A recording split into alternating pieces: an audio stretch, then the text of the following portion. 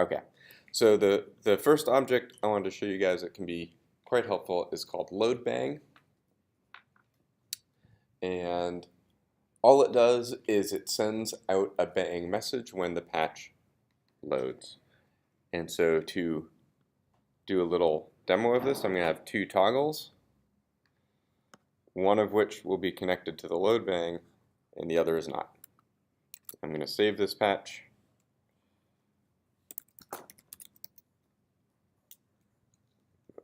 don't even, what are we on? 2.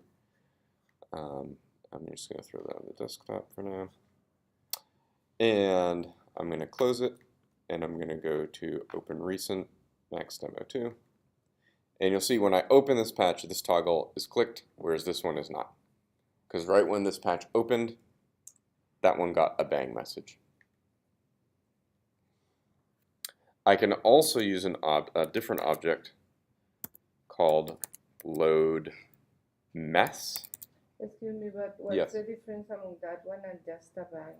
It's the same thing if you do something just a bang.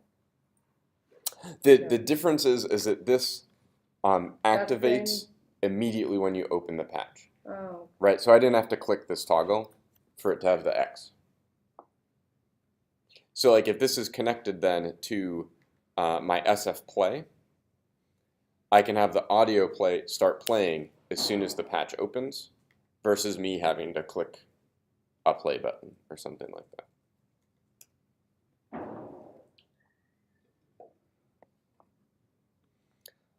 The other one is load mess, which loads a message. And so the message can be whatever you want. So we could load the message cats. And again, as an example, I've got a message with the left outlet here, and then we'll have a blank message and save it. And so when I open this patch, this one will say cats.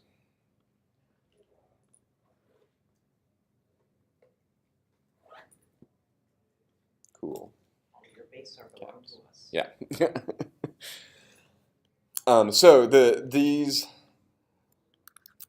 the utility of these will become apparent once you have a lot of things in your patch that need either specific settings or you want certain things to trigger when you open it so you don't have to go through it and load them all the time. Another object, just as an example here, I might have some sliders, some float numbers,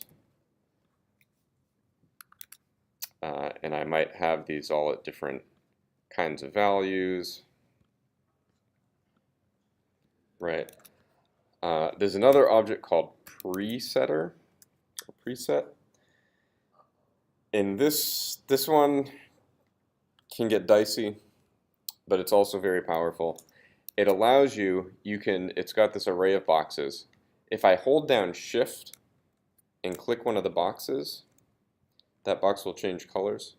And it's saving the values of everything that can have values in the patch.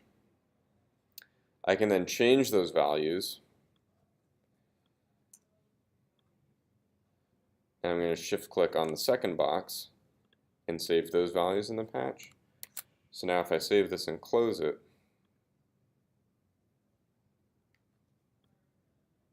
right, it comes in, my slider's empty, all of these floats are at 0, but my two boxes are still here. So if I click on the first box, those all come back, and if I click on the second box, it goes to the other set of values, right? So I thought of this after we discussed your slider problem, but I was like, oh yeah, just use a presetter, right? And it will save all your slider values.